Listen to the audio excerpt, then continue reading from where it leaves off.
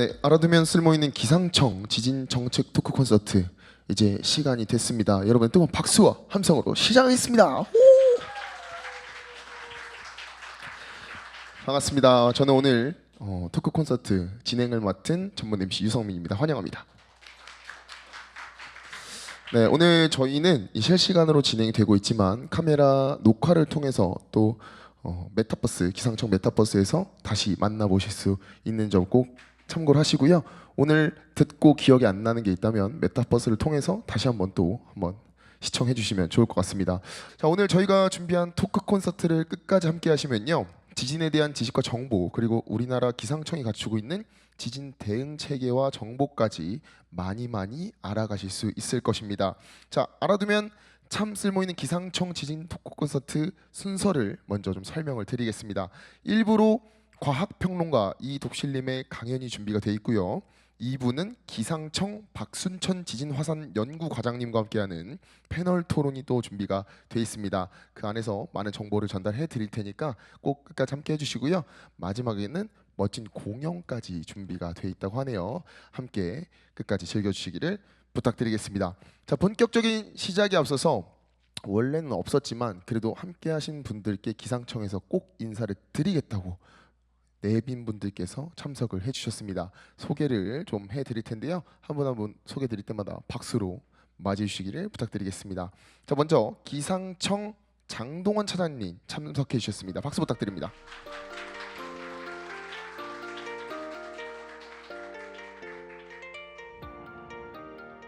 네, 그리고 기상청 지진화산국 정현숙 국장님 참석해 주셨습니다.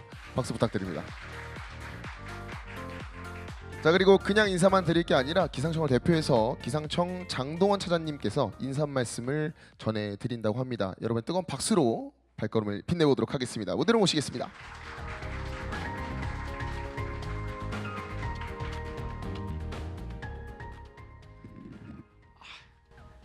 기상청 차장입니다. 토요일 이렇게 귀중한 시간인데 이렇게 함께 해주셔서 너무 감사드립니다. 정말 올라와서 보니까 150명 정도 되시는 분들이 이렇게 뒤를 돌아보지 마시고요. 참석해 주셔서 감사드리고, 사실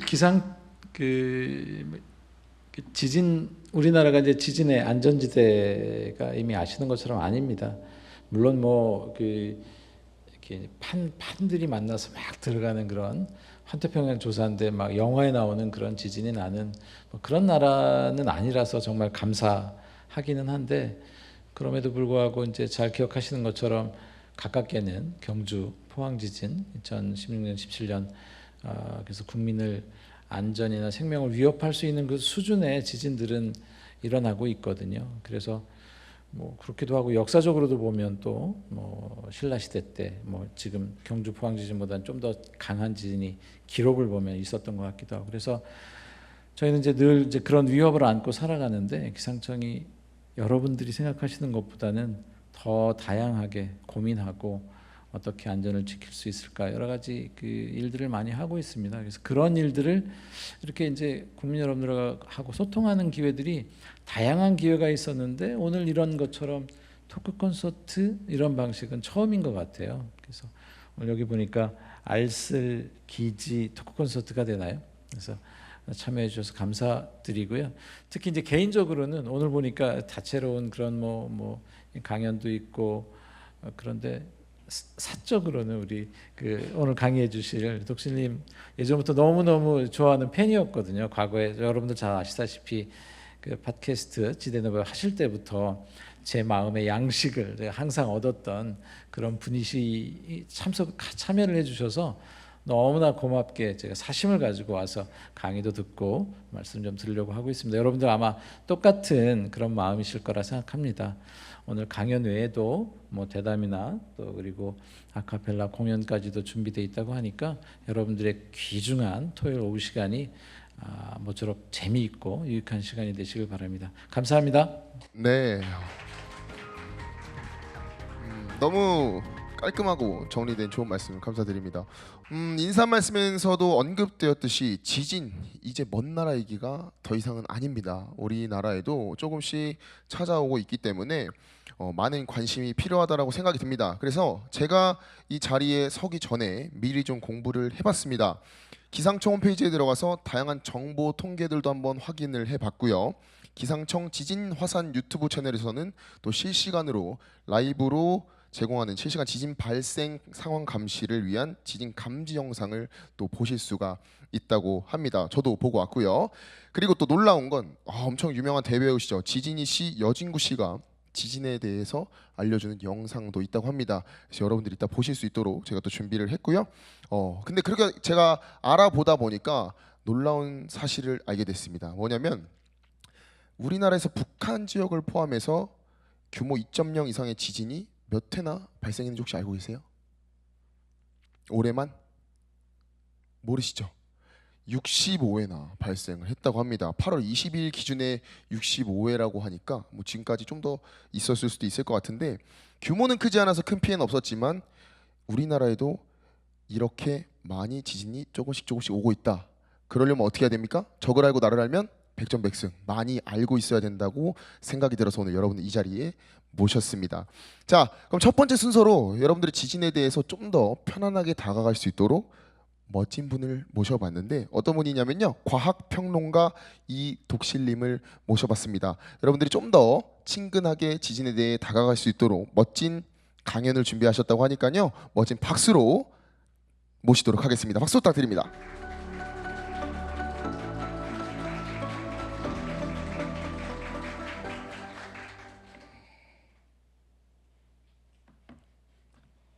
네, 반갑습니다. 과학평론가 이독실입니다. 오늘 강연을 진짜 준비하면서 설렜습니다. 거대 지진이 났으면 좋겠다 이건 아니고요. 지진을 친근하게 받아들이지 못할 수도 있을 것 같아요. 두려울 수도 있을 것 같은데 우리나라 한반도에서 어떤 일이 일어나는지는 이따가 정말 전문가 과장님을 모시고 이야기를 할 거니까 한번 남의 나라 이야기인 줄 알았던 그 지진이 우리 삶에 어떻게 연관이 있는지 또 과학적으로 우리가 좀 따져보는 시간이 됐으면 좋겠습니다. 역사 속의 지진들을 조금 알아보고 싶어요. 어떤 일이 있었는지 몇 가지 사례들 좀 준비했는데요. 자, 저절로 넘어간 것 같네요. 다시 보겠습니다. 제가 많이 준비한 네, 이렇게 이거 만드느라고 어제 새벽 4시까지. 산시성이 어디 있느냐? 사실 이름을 들으면 성서성 잘 모르잖아요. 중국 저위치입니다. 저게 무슨 지진이나 우리가 알고 있는 환태평양 조사인데, 환태평양 지진대, 환태평양 화산대 다 아닌 것 같이 느껴지지만 활단층은 어디에나 있고 우리나라에도 당연히 있습니다. 저때 어떤 일이 일어났느냐? 역사상 최악의 인명피해를 낸 지진을 이야기한다면 산시성 대지진을 얘기해야 될 것 같습니다. 1556년 명나라식입니다. 그때 리히터 규모 8.0으로 추정되는 80만 명 이상이 사망을 했어요. 80만 명. 이 인구가 많기 때문이겠지 생각할 수 있겠지만 이 산시성 전체, 성 전체가 이제 우리나라보다도 더 크지 않습니까? 규모가 60% 정도가 사망했을 거라고 보는데 당시 중국 인구가 조사상으로 6천만 명 정도였을 거라고 봅니다. 그중에 80만 명이 사망을 한 겁니다. 그 이유를 알아야겠죠. 1556년이니까 그랬겠지 생각할 수 있겠지만 저 산시성 북부가요. 이 위성 사진을 봐도 알겠지만 뭔가 푸릇푸릇하진 않잖아요. 그렇죠? 저기는 강수량이 적어서 황토 고원이 있어요. 딱 고원 아래쪽. 북부는 그렇습니다. 그리고 여름은 뜨겁고 겨울은 춥겠죠. 그러다 보니까 고원이 황토로 이루어져 있어요. 물이 흐르면 깊숙이 파이겠죠. 그랜드 캐니언 같은 걸 생각하시면 될 것 같아요. 그런 형태는 아니지만 이렇게 깊고 날카롭게 파여 있는 상황에서 환경에 적응하기 위해서 주민들이 어떻게 사느냐? 당연히 그 경사진 면에다가 굴을 파는 겁니다. 그래서 그 굴 안에 들어가는데 말 그대로 지금 동굴에 사는 건 아니고 토굴주택이라고 하는 야우동을 만드는데 천장을 아치형으로 만들고 그 안에 사람들이 삽니다. 그리고 나무도 최소한을 쓰는 거예요. 당연히 여름은 시원하고 겨울은 따뜻하겠죠. 땅속이니까. 그런데 이렇게 수천 년을 살았어요. 첫 번째 교훈일 수도 있을 것 같아요. 환경에 적응하고 어떻게 보면 되게 합리적인 형태, 주거 형태를 가졌는데 지진이 일어났습니다. 대규모의 지진이 일어났을 때 산이 무너지잖아요. 그 말은 그 안에 있는 사람들이 똑같이 집이 무너지면서 붕괴하게 되는데 한밤중에 지진이 일어났습니다. 자다가 그대로. 그래서 이런 끔찍한 일이 일어났다. 사실 그래서 인명피해가 많았다라는 말씀을 좀 하나 드려야 될 것. 이거는 좀 역사상 최악의 인명피해였기 때문에 언급은 드릴 수밖에 없고요. 그 다음 많은 분들이 또 아실 수 있는 중요한 지진 하나 말씀을 드리겠습니다. 자, 리스본 대지진입니다. 리스본은 어디 있냐? 제가 예전에 대항해 시대라고 하는 게임을 할 때 리스본과 포르투갈의 수도인 리스본에 대해서 막 흥미로워했었던 것 같아요. 그 리스본에서 지진이 있었습니다. 1755년입니다. 그런데 이 지진은 뭐라고 제가 이름을 붙였냐면 서양사를 바꿨다. 서양사를 바꾼 대지진이라고 했습니다. 그림을 하나 볼게요. 자, 이 그림은 이 지진을 묘사한 그림 중에 하나입니다. 1755년 11월 1일입니다. 10월 마지막 날이 헬로윈이잖아요. 11월 1일이 되면 그래서 이제 카톨릭에서는 만성절이라고 해서 모든 성인들을 기리는 그런 날이에요. 그리고 그 날의 전날이니까 이제 할로윈이 되는 건데 이때 오전입니다. 포르투갈 리스본 앞바다에서 정확한 위치는 이제 추정을 하고 있는데 리터 규모 8.5 이상의 지진이 일어나게 됩니다.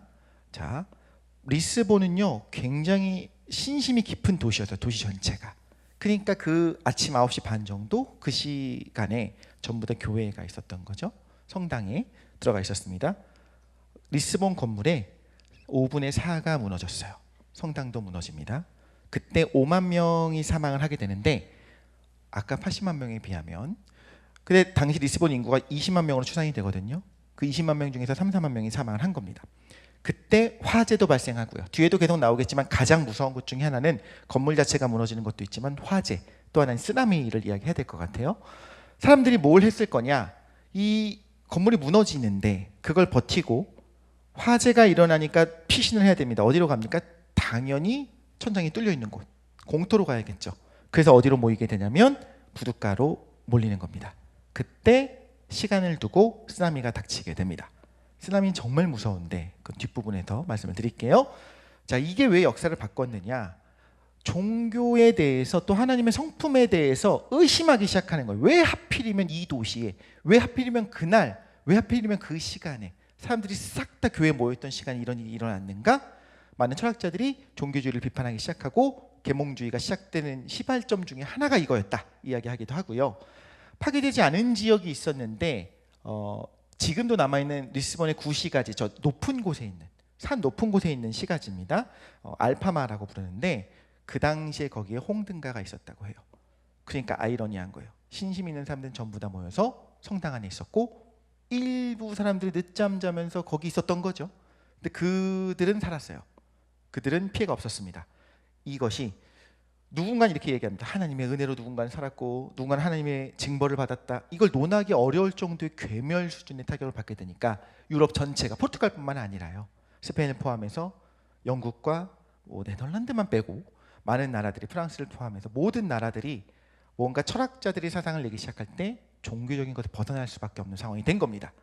그리고 계획적으로 도시가 재건되기 시작합니다. 완전 없어지게 소멸한 상황이 되면 다시 계획적으로 도시를 재건할 수 있잖아요. 그때 지진에 대한 조사를 하기 시작해요. 그러면서 예를 들면 지진이 언제 시작됐는지, 그리고 얼마나 지속됐는지, 어느 방향으로 제일 흔들림이 크게 느껴졌는지, 사람들이 어떤 상황에서 많이 죽었는지, 화재는 어떻게 발생했는지, 이런 것들을 질문을 보내거든요.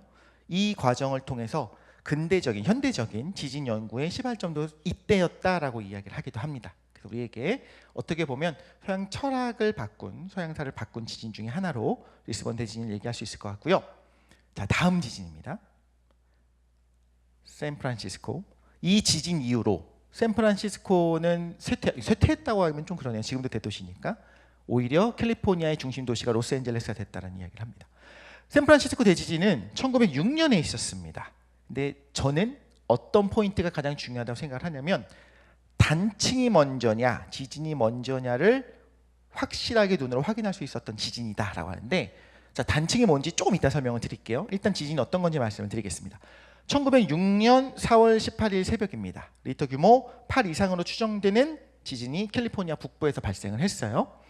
샌프란시스코 지진이 뒤에 이제 사진을 보여드릴게요. 샌 안드레아스 단층에 477km나 되는 그 넓은 구간을 파열을 시켜서 6m가 어긋납니다. 땅이 이렇게 어긋나는 거예요. 6m 정도까지, 최대 6m까지 어긋나게 되는데, 원래 샌 안드레아스 지진 단층계가 말도 안 되게 항공 사진을 봐야 보일 정도로 아마 옛날엔 몰랐을 거예요. 이게 뭐지? 여기 왜 산맥 같은 게 있어? 이게 1200km짜리 엄청나게 긴 단층계가 있습니다. 그런데 이 지진이 일어난 이후에 본 거예요. 아, 저 윗부분이 어긋났네. 그러면서 알게 되는 거죠. 자, 한번 어떤 일이 있었는지 한번 볼게요.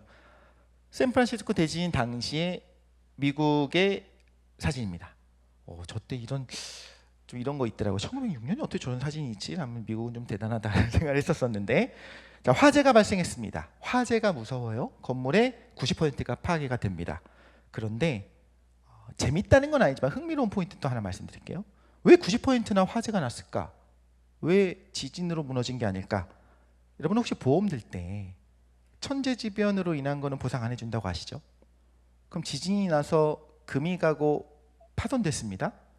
보상 안 해주죠?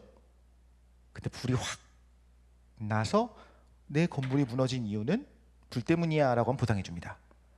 그래서일 수도 있겠다라고 합리적인 의심을 한번 해봅니다. 실제로 요 당시에 어마어마한 보상을 해준 보험회사가 몇 군데가 있어요. 일본 당일 파산하기도 하고 그 보험회사가 지금까지도 건실하게 남아 있습니다. 그런데 어쨌든 천재지변은 아니어야 하니까 건물주가 불을 내다가 걸리기도 하는 그런 상황도 있었다고 해요. 어쨌든 이렇게 화재가 발생을 하게 되고요. 당연하게도 광범위한 지역이 파괴가 될 때는요, 물을 못 구합니다. 수도관이 파괴가 됐어요. 수도관이 파손되는데 물 어디서 구합니까? 사실 뒤에 나오는 여러 가지 지진들, 관동 지진도 마찬가지겠지만 이런 경우에는 연소하고 있는 저 불을, 저 윗부분 보면요, 활활 타는 불 같이 느껴지는 걸 넘어서죠. 약간 토네이도 같이 느껴지지 않습니까? 실제로 보면 지금 그냥 연기기는 한데, 뒤에 가면 관동 대지진 당시에는 거의 그냥 불이 화마가 어떤 건지 알 수 있을 정도로 어마어마한 일들이 벌어지게 됩니다. 화재가 무섭다. 첫 번째 우리가 꼭 알아야 되는 거고요. 자, 이 사진을 왜 넣었냐면 좀 눈에 띄는 거 있지 않습니까? 이건 미 의회 도서관에 있는 사진입니다. 왜 사람들은 재난 현장에서 기념사진을 찍을까? 너무 희한했는데 도대체 왜 그럴까? 일부 정치인분들도 그랬다가 이제 나중에 문제가 되기도 하고 100년 전에도 그랬습니다. 보이시죠? 기념사진을 찍고 있는. 저만 흥미로웠나요? 그래서 좀 집어넣었고요. 이게 의회 도서관에 있는 사진입니다. 저 웃는 게 그런 웃는 건 아니었을 수 있겠지만 어쨌든 사진은 있었다. 어떻게 파괴되는지 볼게요. 이렇게 정말 잿더미가 되고요. 뒤에 건물들의 잔해들도 보이죠? 이제 복구를 시작해야 되는 상황이 된 겁니다. 자, 과학의 얘기를 좀 드릴게요. 자, 아래에서 위로 올라가면서 볼게요. 여기가 태평양판 그리고 북아메리카판이 있습니다. 원래는 이렇게 울타리가 그냥 있었어야 돼요. 그죠? 그런데 주양이동 단층이라고 해서 이렇게 그대로 위로 올라가거나 아래로 내려가는 수직 이동을 하는 것이 아니라 옆으로 비스듬히 지나가는 그런 지진이 일어난 겁니다. 그래서 요 가운데가 끊어진 거죠. 저렇게. 그 울타리가 원래는 어떤 거였냐면 직선이었어요. 근데 지진이 발생하고 난 다음에 보니까 저렇게 끊어지더라. 그런데 저게 대규모로 일어나게 된 겁니다. 자, 산 안드레아스 단층이 이렇게 생겼습니다. 엄청나게 커다란 단층인데 사실 뭐냐면 지금 여기 그림에도 나와 있지만 네. 이건 제 눈에만 흔들리나요? 이건 제가 집어넣은 게 아닌데 이건가? 아니, 깜짝 놀랐습니다. 순간적으로. 네, 상대적으로 태평양판은 위쪽으로 올라가고 북아메리카판은 아래로 내려가면서 사이가 쫙 하고 갈라지는 거예요. 그리고 이게 1200km 가까이 있는데 그 이전까지는 사람들이 생각을 한 겁니다. 아니, 단층이라고 하는 이런 규모, 이런 걸 보면서 뭐라고 생각할 거냐면, 그리고 사실 여기선 잘 드러나지 않지만 지층이 끊어져 있는 걸 보거든요. 땅이 무거운 건 상식이잖아요. 이게 도대체 왜 끊어졌지? 어떤 일 때문에? 과학자들이 생각을 합니다. 왜 끊어졌지? 근데 봤더니 지진이라고 하는 무서운 일이 있는 건 다 알고 있잖아요. 아, 지진이 일어나니까 저렇게 지층이 끊어질 수 있구나라고 생각을 했어요. 당연히 그렇지 않다라는 주장도 있습니다. 그 중에 하나 뭐냐면, 아니야, 저게 끊어지는 그 행위라고 하면 안 되겠네요. 끊어지는 현상, 저 단층이 생성되는 그 현상이 바로 지진이야. 둘 중에 뭐가 맞냐에 대한 논쟁들도 하고 연구를 하고 있었는데 이때 알려진 겁니다. 지진이라고 하는 거는 사실 지층이 끊어지는 그 단층이 만들어질 때 진동이 옆으로 퍼져나가겠죠. 그걸 지진이라고 하는구나라는 거를 이때 알게 된 거예요. 어떻게 보면 그 이전에도 이론은 탄탄했겠지만 실제로 눈으로 보고 확실하게 그거다라고 알게 된 것이 1906년에 이 대지진 때, 샌프란시스코 대지진 때 알려지게 됩니다. 과학적으로는 이게 의미가 있는 게 되겠죠. 자, 관동 대지진 1923년 9월 1일입니다. 오늘은 2023년 9월 2일이죠. 어제가 100년, 일어난 지 딱 100년이 되는 그 날이었습니다. 이건 제가 왜 집어넣냐면 날짜가 이제 이거는 공교롭게도 이렇게 됐고 정치적인 얘기 뭐 이런 걸 다 떠나서 외교적인 얘기 이걸 떠나서 수도 직하형 지진이 얼마나 무서운지를 좀 말씀을 드리고 싶었어요. 사람이 많이 사는 곳인데 거기서 내부에서 아래로 꺼지는 이런 식의 지진이 일어나게 됐을 때 얼마나 무서운가라는 걸 얘기를 하는 겁니다. 자, 10만 명 이상이 사망을 했습니다. 자, 저기 진원지를 제가 집어넣은 거거든요. 진앙지를 써놓은 건데 정말 도쿄 앞이잖아요. 이 앞에 사진이 나올라나 모르겠네. 잠시 한번 볼게요. 네, 움직이면 안 되는데 자동으로 움직이면 제가 자동으로 움직이게 해놨더니 자, 이 부분입니다. 이렇게 내려가고 있는 깊은 부분 보이시죠? 여기가 사가미 협곡입니다. 저기서 지진이 200년에서 400년에 한 번씩 일어나요. 그 지진이었습니다. 다시 크게 보면 이 부분입니다. 저 정말 도쿄 앞쪽에 있는 저 협곡을 따라서 지진이 크게 일어나게 된 겁니다. 200년 지진, 200년 주기로 나타나게 되고 쓰나미가 12m까지, 12m? 좀 이따 좀 말씀을 드릴게요. 사가미 해곡에서는요, 이 해곡에서는 규모 8 정도 이상의 규모의 지진 말고 비정기적으로 일어나는 규모 7짜리 지진들도 있어요. 그런데 일본에서 계속 추적을 합니다. 이 관동 지진이랑 같은 딱 그 지진이 언제 올 것이냐, 대략적인 주기가 200년이 되기 때문에 아직은 근방에 있지는 않은데 이 근처에서 해곡에서 계속적으로 일어나게 되는 규모 7 정도의 지진이 있기 때문에 그거는 향후 30년 안에 그 지진이 올 가능성이 70%입니다. 그러면 이런 생각을 하는 거예요. 규모 7의 지진에 대비가 되어 있을까? 좀 되어 있을 거라고 봐요. 하지만 정말 수도 직하형, 수도잖아요. 메트로시티, 정말 메가시티지 않습니까? 거기서 지진이 7짜리가 일어났을 때 과연 어떻게 대응할 수 있을까? 이거에 대해서 일본에서도 계속 좀 주시하면서 좀 두려워하면서 보고 있는 상황인 겁니다. 이때도요. 사망자의 90% 정도는 화재 때문이었습니다. 목조 건물이 많았죠. 도쿄는. 그러니까 당연히 심지어 이때 그러니까 바람이 굉장히 강했다고 해요. 그래서 화염 폭풍같이 그냥 불이 타는 게 아니고요. 정말 무슨 허리케인 올라가는 것처럼 화염 폭풍이 쓸고 지나가면서 수많은 사상자가 발생했다. 자, 뒤를 좀 볼게요. 생각해볼 만한 포인트는 이런 게 있습니다. 하나 말씀드릴게요. 여러 번 지진을 예측하는데 성공했던 교수님이 있었어요. 오모리 교수님인데 이분이 하는 말 들으면 그럴듯해요. 뭐냐면 자, 정기적으로 소규모의 지진이 이 해곡에서 계속 발생을 합니다. 이 판에서요. 그러면 응력이 쌓일 때마다, 그러니까 말하자면 여기 압력이 쌓여서 비틀리는 힘을 받을 거 아닙니까? 그럴 때마다 조금씩 소규모로 툭툭툭툭 하면서 끊어지는 조금씩의 지진이 발생을 하면 여기 쌓여있는 스트레스가 해소되지 않겠습니까? 너무 당연한 거죠. 듣고 나서 저도 그래 그렇게 생각을 했어요.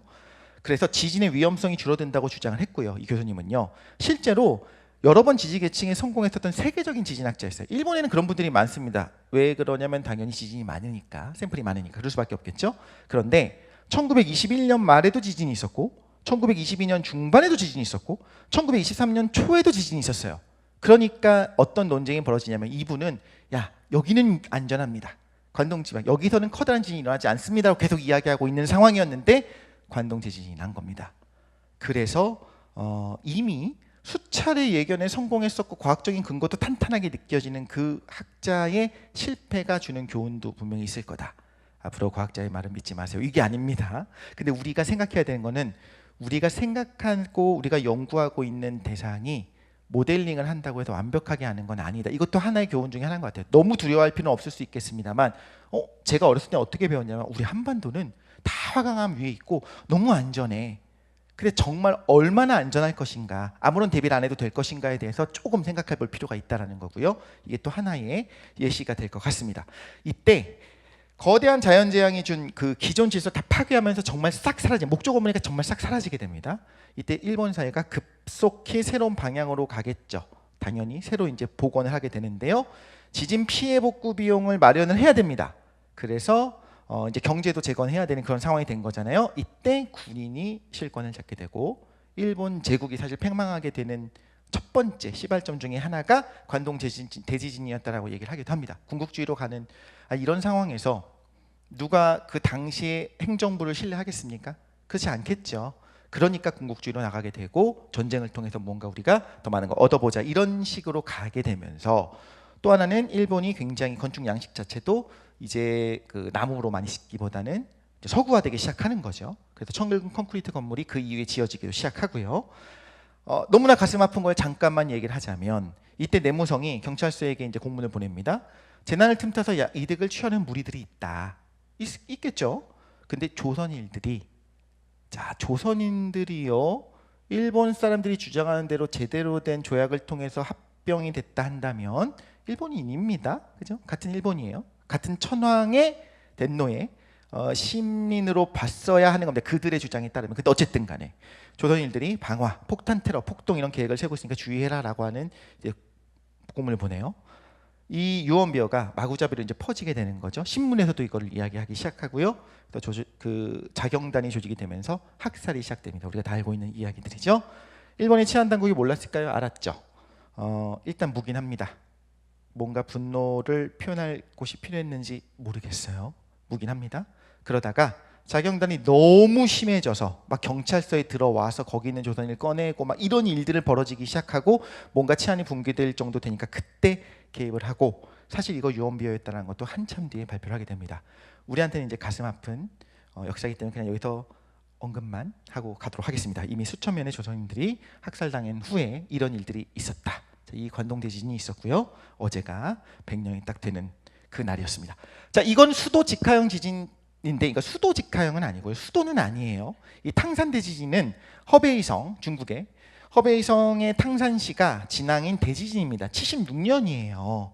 잘 모르실 거예요. 저도 몰랐어요. 왜 76년에 중국에서 무슨 일이 일어나는지 우리가 어떻게 알겠습니까? 사실 중국이 그때 고립주의였어요. 소련이랑도 거리가 멀어지고 미국이랑은 당연히 거리가 멀고 이런 상황이기 때문에 좀 피해를 줄이기도 하고 원조를 받지 않고 우리가 알아서 해결하겠다라고 하는 상황이었던 겁니다. 76년 7월 28일 새벽 3시 42분이면 새벽입니다. 규모 7.8. 이때 24만 명 이상이 사망했을 거로 봐요. 어떤 지진이었냐? 그냥 액상화가 벌어지면서 푸석 주저앉은 건물들이 있는데요. 건물을 흔드는 게 아니라 그냥 몇 미터 아래로 훅 꺼지는 겁니다. 그럼 그 콘크리트 건물이 혹은 뭐 벽돌 건물이 훅 하고 몇 미터 아래로 꺼진 다음에 그대로 있을까요? 무너지겠죠. 새벽에 이렇게 주저앉고 가라앉게 되는데 이때 24만 명이라고 제가 말씀드렸죠. 초기에는 중국 내부에서 문건들을 보면 65만 명이 사망했다는 게 있었다가 나중에 이제 없어지면서 최종적으로는 24만 명 사망한 걸로 발표를 하게 됩니다. 진실이 뭐냐를 밝히자는 것이 아니라 사람이 많이 사는 지역에 대비가 되어 있지 않을 때 얼마나 무서운 일이 벌어지는가를 좀 말씀을 드리고 싶고요. 조금 있다가 우리 과장님이 또 말씀해 주시겠습니다만 포항 지진, 우리 2017년에 있었던 포항 지진도 직하형 지진이었고 규모의 차이는 물론 있지만 그리고 액상화가 좀 관찰이 됐다라는 것들이 있었어요. 액상화가 어떤 건지는 뒤에 살짝 나오겠습니다만 그래서 비슷한 점들은 좀 있습니다. 그럼 어떡하나? 다 우리가 포항을 떠나야 되나? 이게 아니잖아요. 그죠? 그래서 우리가 공포를 조장하자는 것이 아니라 이런 일이 있었다는 말씀을 드리고 싶고요.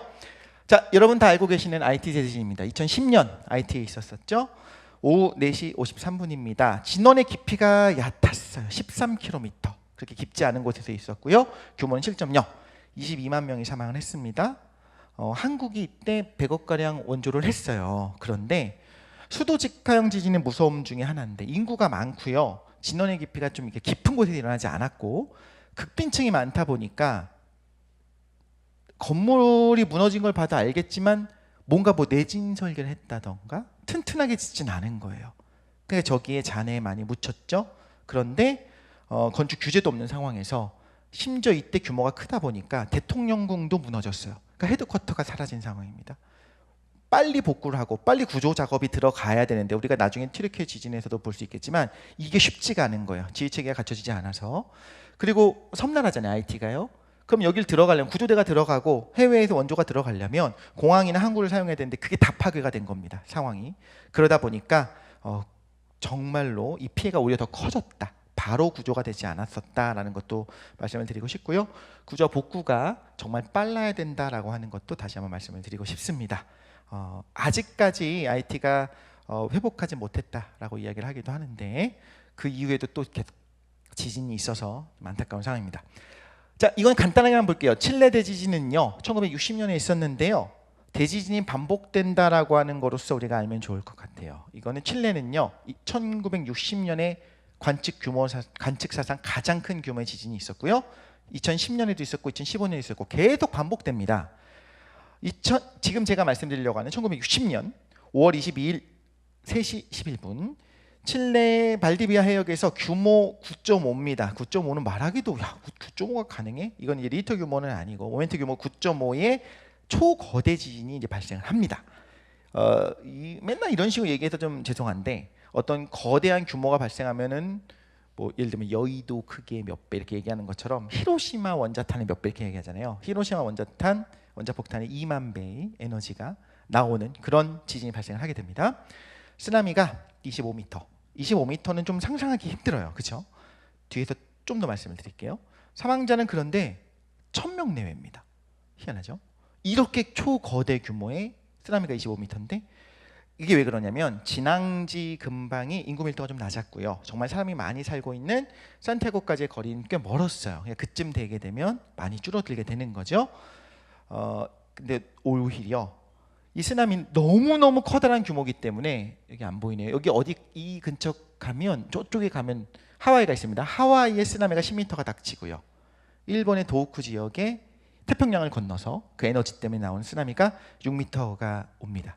6m짜리 사망자가 일본에서만 142명 있었다고요. 그러니까 굉장히 커다란 규모였는데 생각보다 인명 피해가 크지 않아서 다행이다. 그런데 칠레가 이거를 대비를 잘했기 때문이다라고 할 수도 있겠지만 한편으로는 앞에 거랑 대비가 되잖아요. 인구가 많은 지역에 일어나는 그 지진은 그 이후의 구조도 물론 중요하겠습니다만 우리가 규모를 가지고 피해를 그냥 따질 수는 없다. 자연히 지구가 살아있기 때문에 그런 거죠. 2010년에도 있었습니다. 이때는 칠레 산티아고 해역에서 지진이 일어나게 됐고요. 새벽입니다. 규모 8.8짜리 크죠. 칠레에 닥친 쓰나미는 10m. 그리고 마찬가지로 2010년 그 지진 당시에 일본의 도호쿠 해역까지 온 것도 3m. 이때도 500명 내외가 사망을 했는데 칠레는 그래도 이런 부분에 대해서 어느 정도 대비를 하는 강국 중에 하나였던 거죠. 자, 인도양 대지진은요. 제가 좀 드리고 싶은 말씀이 있습니다. 이때 저는 태국에 있었어요. 태국에. 이때 언제였는지 아마 기억하시는 분이 있을지 모르겠네요. 2004년 12월 26일 크리스마스 다음 날입니다. 새벽에 오전에 7시 58분 아마 그때 기사를 생생하게 기억하는 분도 있을 것 같습니다. 규모 9.1에서 9.3까지 초거대 지진입니다. 지진이 일어나게 되고 인도양입니다. 인도양에서 지진이 일어난 다음에 그것이 덮치게 되는데 좀 씁쓸한 것도 있어요. 일단 경과를 좀 말씀을 드리자면요. 사망자가 30만 명 가까이 됩니다. 많이 사망을 했어요. 그리고 그 사망자의 대부분이 지금까지는 구조가 늦었거나 화재였잖아요. 쓰나미 때문이었어요. 쓰나미가 무섭다라고 하는 거를요. 저도 이때 처음 알았어요. 아마 전 세계가 이때 알았을 거예요. 그냥 쓰나미가요. 전문가들이 아니면 어떻게 생각하냐면요. 제가 12m, 뭐 18m 이렇게 얘기하자면 뭐냐면 그냥 수위가 올라가는 거예요. 아니, 그럼 수위가 좀 올라가는데 왜 사람이 죽어? 너무 나이브하지만 이런 생각할 수 있지 않습니까? 아니 바닷물이 이렇게 넘친데 그럼 위로 올라가면 살잖아 라고 생각했던 거죠. 그런데 우리한테 제일 먼저 알려진 건 뭐였냐면요. 푸켓이었어요. 푸켓에 한국인들도 있었거든요. 푸켓에 닥쳤던 쓰나미 때문에 고급 리조트는 거의 안 무너집니다. 콘크리트니까. 근데 아래가 이제 물로 잠기죠. 그런데 나중에 알게 된 것들은 오히려 인도네시아에서 그렇게 많은 사망자가 발생할 수밖에 없었던 겁니다. 자, 이때 인도네시아 아체 지역을 덮쳤었던 그 쓰나미가 30에서 50m입니다. 50m. 바닷물의 수위가 50m까지 올라갔다는 건데 아파트 20층 높이에요. 어떻게 피하겠습니까? 사망하는 겁니다. 너무 무서웠죠. 근데 인도네시아가 어떤 나라냐면 환태평양 조산대에 있어요. 그러니까 여기는 지진도 잦고 화산도 있는 나라입니다. 저도 인도네시아 가서 인도네시아 화산들을 좀 봤었었는데 활화산들을 봤습니다. 그런데 쓰나미에 대한 대비는 별로 없었어요. 그 수많은 지진들이 있지만 쓰나미라고 하는 거에 조기 경보 시스템도 없었고 경보를 어떻게 하면 어떻게 도망가야 되는지에 대한 그런 부분까지도 제대로 되어 있지. 근데 솔직히 지금 말씀드리기도 죄송합니다만 30m, 50m짜리 답치는데 알고 있었으면 살았을까? 이런 생각도 드는 거죠. 제가 직접 갔었을 때는 바로 당시에 태국에 있었던 제가 있었던 그 선교사님이랑 같이 바로 아래 내려갔을 때 봤었던 어촌 마을도 생각나는데 여기에 마을이 있었다는데 마을이 없어졌어요. 왜? 다 목조로 짓고 살았었기 때문에 마을은 다 사라진 상황이고 그냥 콘크리트로 된 건물 한 2채 정도가 남아있는, 사라졌습니다. 마을이 사라지는 이런 상황들. 쓰나미가 정말 무섭다라고 하는 것을 모두가 알게 됐고, 또 하나는 그 전까지 헤일이라고 하다가 이 이후로 쓰나미라고 우리나라에서도 언론에서 쓰기 시작했어요. 사실 이제 기상청에서 공식적으로는 쓰나미라고 하진 않지만 보통은 이제 공통적으로 쓰나미라고 하기 시작했는데, 뭐 일본이 쓰나미가 워낙 많아서 그랬는지 어쨌든 그런 것들에 대해서 우리의 인식을 바꿨었던 정말 재앙 중에 하나였었던 것 같습니다. 쓰나미의 무서움, 과연 이걸 피할 수 있을까? 자, 이거를 우리한테 이 인도양 대지진 혹은 뭐 남아시아 대지진, 이 지진 이후로 정말 각인시켰던 게 바로 지금 할 동일본 대지진이죠. 2011년 일본입니다. 그렇게 대지진 설계가 잘 됐었던 일본에서 어떤 일이 있었는가? 쓰나미의 무서움, 과연 이걸 대비할 수 있을까? 또 하나, 일본은요 정말 연구가 많이 진행됐겠죠. 당연하잖아요, 그죠? 그런데 이런 초거대 지진을 예측할 수 있는가? 이 동일본 지진은 예측을 못했다고 해요. 왜 관동 대지진 당시 그런 문제가 있었는데 왜 이건 예측을 못했는가? 좀 말씀을 드려볼게요. 자, 2011년 3월 9일 11시 45분에 원래 전진이라고 하는 8km 깊이에서 규모 7.3의 지진이 발생을 하고요. 그 다음에 이틀이 지났습니다. 일본 사람들은 아마 알았을 거예요. 이틀 정도 지나면 끝난 게 아니고 그때 오히려 본진이 올 수 있다는 것도 알았을 거예요. 워낙에 지진이 잦은 나라니까. 3월 11일에 오후 2시 46분에 진원 깊이 24km, 깊죠? 규모 9.0짜리 지진이 발생을 합니다. 조기 경보가 울립니다. 일본 그 시스템이 돼 있어서. 그런데 해일 경보가 몇 미터? 3미터짜리가 닥칠 거다라는 경보가 울렸고요. 그래서 사실 시민들이 도망갑니다. 그러니까 피난 가죠. 높은 곳으로 가요. 근데 그 높은 곳까지도 잠겨버리는 일들이 일어나기도 했었습니다. 최대 쓰나미 높이가 40m까지, 이때 40m까지 있었습니다. 마을마다 달라요. 당연히 쓰나미가 왜 생기게 되느냐? 깊은 곳에서 지진이 발생을 하게 되면 물을 이렇게 올릴 거 아닙니까? 살짝 탁 올리게 돼요. 그 원리는 좀 이따 좀 설명을 드릴게요. 위로 한번 탁 올리게 되면 그 에너지가 고스란히 옆으로 퍼져나가게 되는데, 문제는 깊은 곳에서는 속도가 빨라요. 그 에너지가 그냥 퍼져나가는데 쭉 퍼져나가니까 그 상태로 뭐 1m, 2m 혹은 50cm 정도 살짝 쓰나미가 온지도 모를 겁니다. 쓱 지나가요. 그런데 당연히 이 깊은 곳에서 시작한 그 물덩어리, 그 에너지가 얕은 곳으로 가게 되면 점점 느려지거든요. 에너지는 그대로 유지가 되어야 되는데 느려진다라고 하는 거는 말하자면 점점 층고가 높아지는 거죠. 그리고 실제로 이건 실험도 가능하고 우리 상식에도 맞는 것 같습니다. 느려지니까 이런 거 해보셨잖아요. 처음에 이렇게 슬렁슬렁 뛰고 있는데 우리 속도가 느려지게 되면 점점 위로 이렇게 하면서 흔들림이 커지게 되는, 그러다가 나중에는 윗부분이 속도가 빠르고 아랫부분이 속도가 마찰 때문에 느리잖아요. 파도가 이렇게 하다가 앞으로 쏟아지게 되면서 더 높이가 높아져요. 그런데 만약에 그것이 만 안쪽으로 들어온다? 수많은 물 덩어리가 만 안으로 한 군데 집중된다? 그럼 높이가 굉장히 높아질 수 있겠죠? 40m까지 높아지게 됩니다. 2만 명 이상이 사망을 했는데 대부분 쓰나미로 익사를 했다고 하고요. 일본 지진학회가요, 그 당시까지 그 장기적인 지진 발생 예측은 확률로 가능하다고 생각을 했었어요. 그리고 뭐 잘했습니다. 그런 부분들을요. 대략적으로. 왜 그러냐면 이건 이따가 우리가 한번 여쭤봐야 되는지 아니면 잘 모르겠네요. 간단하게 한번 해볼게요. 실제로는 예측을 전혀 못했던 곳에서 커다란 규모 9.0급의 지진이 생긴 거고, 그것 때문에 사실 반성을 좀 하게 되는 부분도 있는 겁니다. 자, 어떻게 예측이 가능하냐? 초거대 지진의 초장주기를 예측할 수 있느냐가 사실 제가 던지고 싶은 질문 중에 하나일 수도 있고요.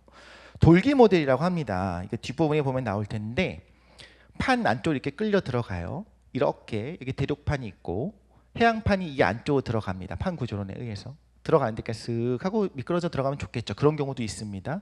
그런데 돌기들이 나와야 돼요. 약간의 톱니바퀴가 있다고 가정을 한번 해볼게요. 그럼 그쪽으로 락된 상태로 같이 끌려갑니다. 어떤 건지 아시겠죠? 그냥 쑥 미끄러질 수도 있지만 여기도 돌기가 있고 여기도 돌기가 있고 약간 마찰이 심한 암석들이 있으면 두 개가 딱 붙어서 이렇게 끌고 들어갑니다. 그러다가 탁 하고 튕겨 나오겠죠. 튕겨 나온다고 이렇게 튕겨 나오게 되는 이런 상황들 때 돌기가 파괴되면서 튀어나오는 겁니다. 너무 상상이 가죠. 그러니까 거대한 톱니바퀴인데 돌기 2개짜리 톱니바퀴 딱 물고 들어가다가 부러져 버리는 거예요. 부러지면서 다시 튀어나오겠잖아요. 그때 그러면 돌기는 파괴됐지만 돌기가 적당히 몇 개 정도 있는지를 알 수 있으면, 그리고 몇 년 정도 에너지가 능축되면, 이렇게 몇 년 정도 이렇게 모이게 되면 돌기가 파괴되고 새로운 돌기가 만들어지는지를 대략적으로 통계적으로 눈으로 보고 아는 건 아니지만 알 수 있잖아요. 그런데 일어나지 않았고 기록이 없는, 예를 들면 주기가 2000년짜리 지진이 있으면 그것을 예측할 수 있겠느냐라는 거예요. 그래서 몇백 년 주기로 일어나는 그 정도 에너지가 응축된 것이 한번 터져 나온 거다. 오히려 20년에 한 번, 30년에 한 번, 200년에 한 번이라고 한다면 그게 뭐 올해 몇 월 며칠 몇십 몇 초 이거는 못하겠지만 적당히 한 20년, 30년 안에 몇 퍼센트 확률 이건 얘기할 수 있겠지만 이 정도로 거대한 규모의 초거대 지진의 초장주기는 쉽지 않을 수 있겠다라는 생각을 하기 시작한 거죠. 일본에서도요. 자, 이거 좀 상황을 볼게요. 그냥 물이 올라가는 겁니다. 아까 제가 처음 말씀드린 것처럼 3월 11일 미야견의 나토리시 마을인데 그냥 바닷물의 수위가 올라갔어요. 그 물이 쏟아져 들어옵니다. 그러면 뭐 이렇게 뭐 둥실 떠 있으면 되는 거 아니야라고 생각하는 분들도 있었을 거예요. 정말로 보트 타고 나가면 되는 거 아니야 생각했을 수도 있고요.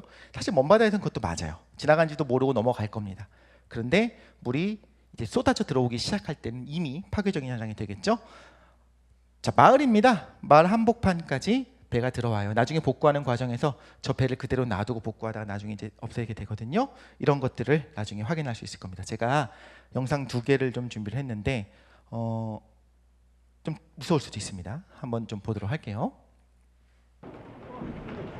살짝 제가 편집을 좀 했습니다. 아직은 쏟아져 들어오지 않고 수위가 올라가고 있는 상황입니다.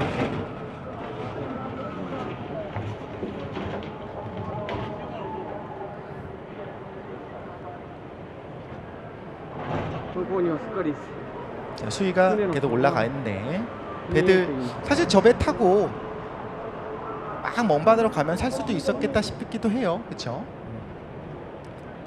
왜 무너질까?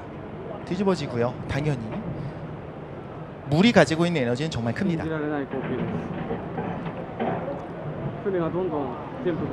아직은 그래도 제 방 안으로 들어오지 않고 있잖아요.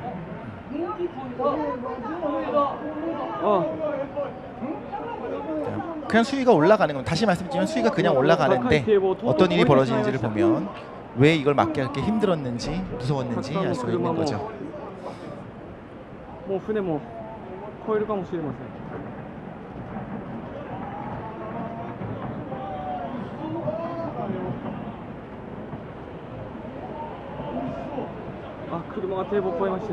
네, 수위가 높아지고 물은 쏟아져 들어오고요.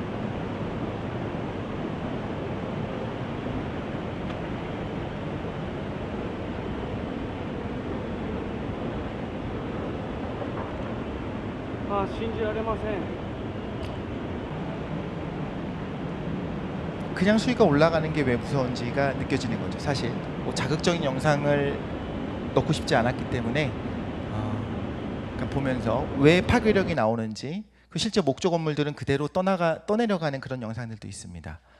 기반에다가 제대로 이렇게 박고 만든 건물들이 아니기 때문에 이런 영상들을 보면 왜 파괴적인가. 지금 여기서 수위가 얼마나 올라간지 대충 느낌이 오시잖아요. 몇 미터 올라갔어요. 꽤 올라갔어요. 제 방이 꽤 높았으니까. 그거 이상으로 올라오게 했을 때 문제가 되는데 아까 말씀드린 것처럼 12m, 18m. 후쿠시마 원전으로 닥쳤었던 그 쓰나미의 높이가 18m짜리.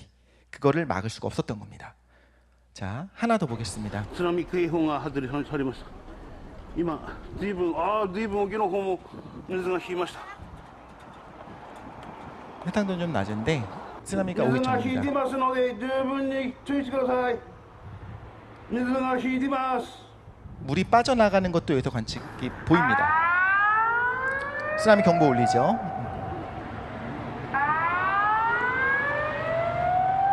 또 아직까지 보면 평온해요. 적당히 그냥 높은 데 가면 될 것 같이 느껴지기도 하고.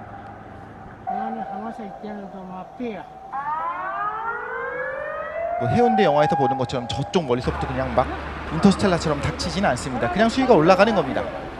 지금처럼.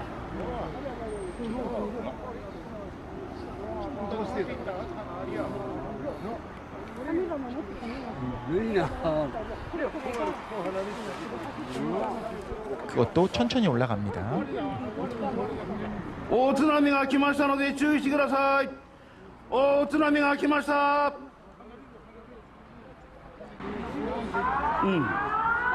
直ちに避難してください。大きい棒波堤を越えています。大きい棒波堤を越えています。 자, 물이 계속 들어오고 있고요. 네, 여기는 제가 좀 빨리 돌렸습니다. 자, 물이 쏟아져 들어오는 거 2배속입니다. 자, 아까 물이 많이 빠졌던 곳에 올라오기 시작했는데 제 방이 높은 거 보이시죠? 이거 위로 올라올 거라고 생각을 하기 쉽지 않았을 것 같아요. 처음에 설계를 할 때. 자, 급속하게 차오릅니다. 이걸 넘어올 것이냐, 그리고 저걸 넘어오면 버틸 수 있을 것이냐. 地獄だ。すごいすごいすごいすごいすごい。いやいやいやいやすごいぞ。わあ、これだこれだこれだこれだこれだ。バカだこのクリア。いやいやいやいやいやすごいすごいすごいすごい。ああ、これだ。いやいやいやいや。まあもうかもね。 파도가 한 번 오는 게 아니잖아요. 쓰나미도 한 번만 딱 왔다가 빠지는 것이 아니고 1파, 2파 이렇게 두 번째 이렇게도 오게 되거든요. 제 방이 어디 있었는지 보기 힘들 정도로. 와, 스고이 스게 스게 스게 스게 스게. 와, 스게. 예, 허니 허니 허니. 예, 나 때문에 버리다. 네, 이게 1파 끝난 겁니다. 지금 제 방이 저기 있지만 수위가 양쪽이 비슷해져 버렸죠. 이미 물이 이렇게 들어왔는데 그 다음에 바로 또 두 번째 쓰나미가 닥치면서 또 다시 반복되는 거죠. 이럴 때 어디까지 높은 곳으로 가야 될지 판단하기가 쉽지 않았을 거고요.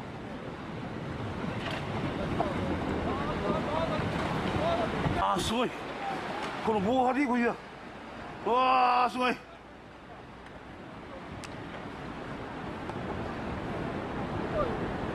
네, 여기까지면 충분할 것 같습니다. 쓰나미는 두렵습니다. 보고 나면 좀 두려워졌고 오히려 전 이런 생각을 했어요. 우리나라에게 이런 초거대 쓰나미가 아주 주기가 길겠죠. 안 오면 좋겠고 안 올 것 같습니다만 준비가 되어 있지 않으면 50cm짜리 쓰나미에서도 사람은 사망할 수 있고 다칠 수 있습니다. 그러면 적어도 오늘 우리가 하는 이야기들, 이따가 뒷부분에 나올 토크 콘서트를 들으면서 이런 경보가 왔을 때 어떻게 행동해야 될지 그 요령 정도만 알아두면 소중한 인명을 살릴 수 있지 않을까. 튀르키예 시리아 지진은 얼마 전이죠. 2월 6일 날 있었었고 계속 사망자는 늘어날 겁니다. 10만 이상의 가능성이 있고요. 이것도 세 개의 판이 겹치는 곳입니다. 그래서 지진이 거대 지진이 두 개가 일어나게, 유발 지진까지 해서 두 개 일어나게 되면서 하나만 말씀을 드릴게요. 튀르키예 원래 지진이 잦습니다. 그래서 내진 설계가 의무화되어 있었어요. 그런데 내진 설계 기준을 지키지 않는 건물들 다 무너뜨린다든가 새로 지어야 되는데 우린 좀 작은 업체인데 내진 설계 기준 다 지켜서 못 짓습니다. 그럼 어떻게 하냐면 지진세를 받았어요. 지진세를 내면서 대신에 내진 설계를 감면을 해줬습니다. 그랬더니 어떤 일이 벌어지는가? 이게 우리가 알고 있는 이 이런 오랜 관행 때문에 일어난 겁니다. 이때 튀르키예 건물 50%가 규정을 위반해서 지어졌다고 BBC에서 먼저 보도가 됐었고요. 사실 인구 4만 명의 소도시 에르진에서는 사망자가 한 명도 안 나왔는데 그때 시장이 그런 얘기를 해요. 우리는 불법 건축물을 단 하나도 용납하지 않았다. 그래서 그렇다라고 하는데 당연히 운도 같이 갈 겁니다. 그렇지만 우리가 어떤 규칙을 지키는 거, 내진 설계를 하기로 했으면 그대로 하는 거가 얼마나 중요한지에 대해서도 사실 이런 생각이 들고요. 어떤 정책을 충실히 이행했을 때 유의미하게 어떤 피해는 줄어들게 될 거다. 이런 생각이 들어서 여기까지가 사실은 대지진을 통해서 우리가 생각할 수 있는 부분들을 했습니다. 세 개 중에 하나 있습니다. 이 지진의 원리를 해야 되는데 시간은 저에게 주어진 시간 다 쓴 것 같아서 어떻게 되는지 고민이 되네요. 누구에게 여쭤봐야 되죠? 하지만 네, 이런 내용도 좋지만 벌써 40분이 넘었군요. 이럴 줄 알았어요. 사실 토크 콘서트가 훨씬 중요하기 때문에 제가 쓱쓱쓱 뒤로 가면서 필요한 것만 좀 해보도록 하겠습니다. 지진이 왜 생기는가? 사실 요거 그 역사거든요. 누가 봐도 재미없어 보이죠? 그냥 요거 하나입니다. 딱 갖다 붙으면 왠지 맞아 보이지 않습니까? 그래서 요 주장을 했었던 베게너는 모든 과학자들의 표적이 돼서 욕을 먹습니다. 그런 일은 있을 수가 없어. 그래서 베게너와 모든 사람들, 모든 과학자들이 경쟁을 합니다. 아니 어떻게 움직여? 땅이 어떻게 움직여? 지구 편편설만큼이나 말이 안 된다고 생각했었죠. 하지만 결론부터 말씀을 드리자면 여러 가지 증거들이 있습니다. 그래서 지금은 이게 맞고요. 그렇다면 어떻게 움직일 수 있는가? 우리 땅은 어떻게 생겼는가? 판 구조로 이루어져 있다. 이거 많이 보셨을 거예요. 판 구조로는 사실 태평양을 한가운데 두고 싶었는데 왜 대서양이 한가운데 있을까요? 역시 서구 중심에 했기 때문에 그러겠죠. 이렇게 판들로 쪼개져 있습니다. 그리고 어떻게 움직일 수 있는가를 이야기할 때는요, 우리 지구과학적 지식을 살짝 동원해서 그림만 봐도 아시겠죠? 멘틀은요 고체예요. 고체입니다. 고체지만 유동성이 있기 때문에 대류를 하게 되고 그런 가운데 조금씩 움직이게 되는데 그 위에 떠다니는 판들이 같이 움직입니다. 자, 플론 구조도 조금 다른 형태이긴 합니다만 상승류와 하강류가 있으면서 움직이게 된다라고 하는 거를, 이게 움직일 수 있는 원리다. 그리고 땅은 움직입니다. 그 위에 지각은 움직입니다. 그 과정에서 어떤 일이 벌어지는가? 자, 대륙지각 아래로 해양지각이 파고들게 됩니다. 이 과정에서 스무스하게 들어가면 좋겠지만 그러지 못하고 끌려 들어가다가 튀어나오거나 다시 튀어나오거나 이런 일이 있을 때 이 부분에 물이 팍 하고 솟구치겠죠. 그게 쓰나미가 되는. 근데 이것도 되게 여러 개가 있어요. 지진의 형태에 따라 다르고 지각이 어떻게 부러지느냐에 따라 다르기 때문에, 예를 들면 어떤 지진의 칠레 지진의 경우에는 규모에 비해서 쓰나미가 좀 작았고 동일본드 지진의 경우에는 훨씬 더 커다란 쓰나미가 왔었던 이유들이 좀 여러 개가 있습니다. 근데 그 부분은 사실 여기서 지금 다루면 다 집에 가실 것 같아서 자, 이런 게 있었다. 하지만 요거 하나만 알고 갈까요? 단층이 만들어지는 것을 우리가 지진이라고 했잖아요. 진원은요 정말 처음에 탁 크게 가기 시작하는 부분을 진원이라고 하고요, 수직으로 가장 위에 있는 곳을 진앙이라고 합니다. 진원에는 우리가 살 수 없잖아요, 그렇죠? 진원의 깊이가 뭐 12km, 깊을 때는 훨씬 더 깊은 곳에서 지진이 가능한데 그 위에, 그럼 에너지가 제일 큰 곳은 어디일까요? 진앙지가 되겠죠. 그래서 깊은 곳에서 일어난다면 똑같은 규모의 지진이라도 진동이 훨씬 더 깊은 곳에 일어난다면 진동이 줄어들게 될 것이고, 그래서 만약에 신발지진이나 천발지진이 돼서 이 깊이가 얕다면 규모 자체가 작다고 하더라도 위에 진앙지에서 느껴지는 진동은 더 클 수가 있겠죠. 더 다양한 것들을 우리가 같이 분석을 해야 되는 거고, 과연 우리나라가 이걸 잘하고 있을까? 잘하고 있습니다. 이제 자신 있게 말씀드릴 수 있습니다. 자, 우리는 굉장히 잘하고 있습니다. 자, 뒤에 가면 그래서 지진의 위험을 어떻게 대응할 것인지에 대한 이야기가 나오는데, 이거는 오히려 저는 과장님과 함께 이야기하는 것이 훨씬 더 좋겠다. 아주 짧게만 얘기 드릴게요. 머리 보호 하셔야 되고요. 화재 예방을 위해서 가스 잠그는 것이 맞고요. 진동이 끝난 다음에 탈출 경로 준비가 뭐냐면요, 아파트는 쇠문이잖아요. 닫혔는데 구조가 휘면서 우그러지면 못 열어요. 그래서 바로 문을 먼저 열어놓는 것이 좀 필요합니다. 물론 진동할 때 가면 안 돼. 진동이 멈출 때까지는 머리를 보호해야 된다는 거고요. 재난 가방은 이따가 얘기가 나올 것 같아서 언제든지 들고 나갈 수 있는 가방을 하나 정도 갖춰놓는 거는, 일본에서는 일상화되어 있습니다. 우리나라에서는 일반화되어 있지는 않은 것 같아요. 한 번 정도 저는요 오늘 댁에 가서 가족들과 함께 우리 그냥 가방 싼다면 어떤 게 필요할 것 같아? 라고 이야기해보는 것 자체가 되게 좋은 교육이 될 것 같아요. 한 번 정도 해보시는 것도 좋을 것 같고요. 바른 지식과 문화, 제가 마지막 영상 하나만 보고 싶어요. 자, 이건 액상화 때문에 이제 건물이 무너지는 걸 얘기하는 건데 그게 아니고, 마음은 같은데 교육에 따라서 반응이 달라집니다. 짧은 영상 하나만 볼게요. 포항의 한 산후조리원 신생아실입니다. 평온한 분위기 속에서 아기를 돌보는 직원들. 지진이 강타한 순간 건물이 요동치는 와중에서도 직원들은 제멋대로 움직이는 아기 침대부터 부여잡았습니다. 행여 뭐라도 떨어질까 온몸으로 아이를 감싸 안습니다. 놀라 달려온 산모들이 자기 아이를 찾느라 아우성치는 순간에도 침착하게 안내합니다. 외출한 산모의 아이들은 안전하게 조끼에 챙겨 나갑니다. 부쩍 쌀쌀해진 날씨에 덮을 것도 빼먹지 않았습니다. 해당 산후조리원은 규모 6의 지진도 견디게 설계됐지만 지난해 경주 지진 이후 더 철저히 준비해왔습니다. 이날도 규모 5.4 지진이 있기 몇 분 전 미세한 전진을 느낀 한 직원이 나서 대비할 걸 주문했던 겁니다. 미리 약간 흔들림이 조금 있어서 혹시나 몰라도 제가 더 한번 올라가서 점검해 보게 된 부분이 있습니다. 긴박한 상황에서도 침착하게 아기들의 안전부터 챙겼던 산후조리원 직원들의 헌신으로 모두가 무사할 수 있었습니다. 당연히 사람이고 무섭지만은 일단 저도 엄마니까 지켜야 된다는 거 일단 저희 직업상 사명감을 갖고 일단 선생님 모두 같이 함께 했는 것 같습니다. 이유는 모르겠는데 저는 이 영상을 이번에 같이 해야 나눠야지라고 하면서 또 그냥 눈물이 나더라고요. 왜 그런지 모르겠어요. 아마 비슷한 마음인 분이 많을 텐데 마음은 다 같을 것 같아요. 소중한 아기들을 살려야겠다, 보호해야겠다. 근데 미리 준비하고 대비하고 어떻게 행동해야 되는지 그 요령을 모르면요 반응은 다를 수 있어요. 이분들은 너무나 놀라운 이런 반응을 보이는 거는 교육을 받았기 때문이고 상식이 있었기 때문이고 어떻게 보면 대비했기 때문이잖아요. 그게 중요하다는 생각이 듭니다. 우리나라는 한반도는 사실 상대적으로 굉장히 안정한 지반 위에 있지 않습니까? 근데 안전한지는 잘 모르겠어요. 왜냐면 지금 갑자기 지진이 움직이거나 했을 때 지진이 이제 온다는 이제 재난 문자가 오면 다 뭐 어떻게 할지 뭐 아시겠어요? 잘 모르겠는데 위는 볼 것 같아요. 뭐 떨어질 거 있는지. 근데 제가 갑자기 이 아래 숨은 다들 웃으실 거잖아요, 그렇죠? 문화가 어떤 건지 그리고 어떻게 대비해야 되는지 그것만 알아두면 훨씬 더 우리는 안전한 사회가 되지 않을까 생각해서 준비해봤습니다. 오늘 제가 준비한 내용 여기까지입니다. 이제 뒤에 가서 훨씬 더 흥미롭고 유익한 내용을 같이 해보도록 하겠습니다. 감사합니다.